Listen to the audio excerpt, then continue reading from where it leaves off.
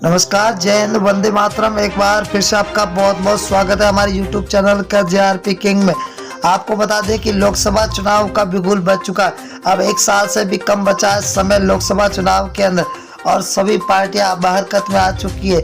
ऐसा लग रहा है कि सभी पार्टियों ने अपने लुभावने वादे शुरू कर दिए हैं, तो जनता के अंदर जाकर सभी पार्टियों ने अपने अपने वादे गिराने भी शुरू कर दिए। तो अब लोकसभा के अंदर किसकी बनेगी सरकार, मोदी वर्सेज विपक्ष। अब विपक्ष क्या एक होगा या फिर बनेगी फिर से बीजेपी की सरकार। हम आपके बीच में चुनाव से पहले सी वोटर, टीम नाउन और फलोदी सट्टा बाजार ने सबसे बड़ा 543 सीटों का एग्जिट पोल जारी कर दिया।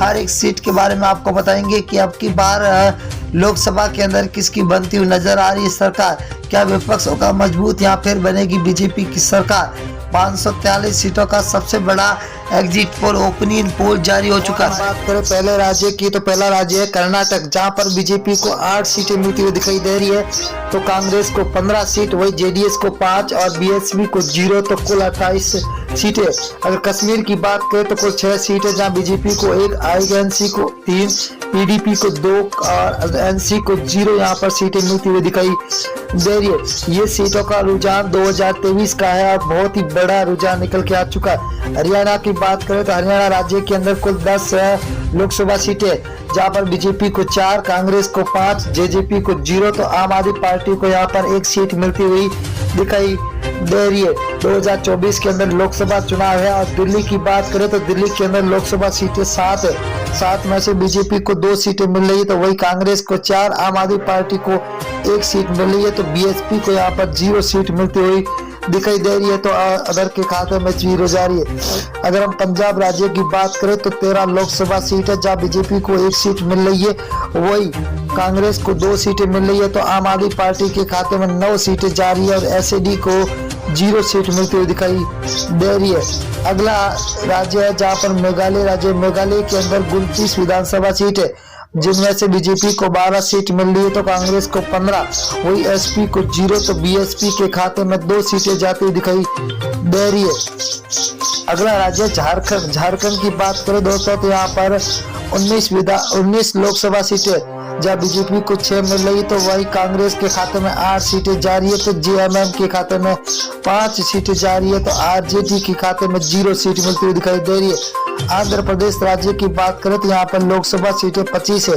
25 में से बीजेपी को 8, वही कांग्रेस को 4, तो वाईआरएस को 10 और टीडीपी को 3 सीटें मिलती हुई दिखाई दे रही है, तो अदर के खाते में 0 सीट मिलती हुई दिखाई दे रही है। उड़ीसा की बात करें तो उड़ीसा के अंदर लोकसभा सीटें 21 है। 21 में से बीजेपी को 6 सीट, वही कांग्रेस को 9, तो बीजेडी को 6 सीट और एनसी को 0 सीट मिलती हुई दिखाई दे रही है। बहुत ही तगड़ा महाओपिनियन पोल निकल के आ चुका है।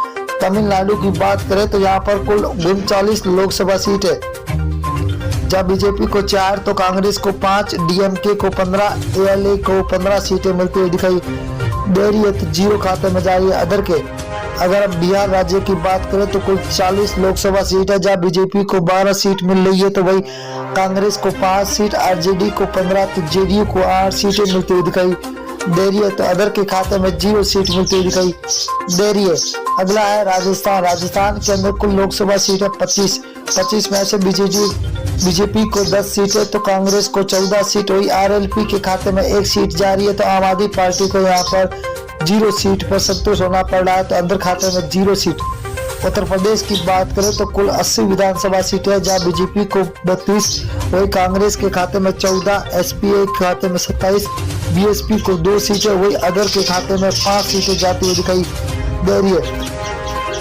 अगला राज्य है उत्तराखंड। उत्तराखंड के अंदर 5 लोकसभा सीटें, जिनमें से बीजेपी को 3 सीट, वही आईएनसी को 2, तो बीएसपी को 0, आम आदमी पार्टी के खाते में 0 सीट मिलती हुई दिखाई दे रही है, तो यहाँ पर अदर के खाते में अभी 0 सीट जाती हुई दिखाई दे रही है। पश्चिम बंगाल की बात करें तो कुल लोकसभा सीटें 42 है। 42 में से 17 बीजेपी के खाते में जाते हुए दिखाई दे रही है, तो वही आईएनसी को 0 सीट है, तो टीएमसी को 25 सीट है, सीपीआईएम को 00 सीट मिलती हुई दिखाई दे रही है। आंध्र प्रदेश की बात करें तो आंध्र प्रदेश के अंदर लोकसभा सीटें 2 है, जहां पर बीजेपी को 1 सीट मिल रही है, तो यहाँ पर कांग्रेस को खाते में 1, एसपी को 0, तो बीएसपी के खाते में भी 0 सीट जाती हुई दिखाई दे रही है तो अदर के खाते में 0। अगर हम मेघालय की बात करें तो मेघालय के अंदर लोकसभा सीटें 2 है, 2 में से बीजेपी के खाते में 0 सीट, 1 सीट जा रही है तो वही कांग्रेस को 1 सीट मिल रही है।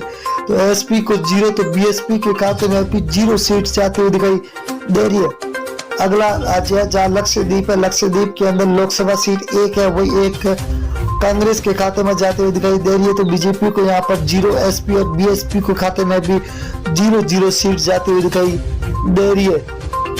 अगला राज्य है महाराष्ट्र, महाराष्ट्र के अंदर 48 विधान लोकसभा सीटें हैं जहाँ बीजेपी को 15, कांग्रेस के खाते में 14, तो एसएचएस को 10 और एनसीपी को 8 सीटें मिलती दिखाई दे रही है। तो अदर के खाते में 0 सीट जाती हुई दिखाई दे रही है। छत्तीसगढ़ राज्य की बात करें तो यहाँ पर लोकसभा सीटें 11 में से बीजेपी को 6 सीट मिल रही है, तो आईएनसी के खाते में 5, आम आदमी पार्टी को 0, बीएसपी को यहाँ पर 0 सीट मिल रही है, तो अदर के खाते में भी 0 सीट जाती हुई दिखाई दे रही है। तेलंगाना की बात करें तो कुल 17 लोकसभा सीटें जहाँ बीजेपी को 3 सीट, वही कांग्रेस को 5, तो टीआरएस को 7, एआईएम को 2 सीटें मिलती हुई दिखाई दे रही है। बहुत ही बड़ा तगड़ा झटका लगता हुआ दिखाई दे रहा है आपकी बात। अगर केरल की बात करें तो केरल के अंदर 20 विधान लोकसभा सीटें जहाँ बीजेपी को 1 सीट मिल रही है, तो कांग्रेस को 10 सीटें, वही एलडीएफ को 9 सीटें मिल रही है, तो यूडीएफ को 0 सीट मिलती हुई दिखाई दे रही है, तो अदर के खाते में 0 सीट जाती हुई दिखाई दे रही है। असम राज्य की बात करें तो कुल 14 सीट है जहाँ बीजेपी को 7, को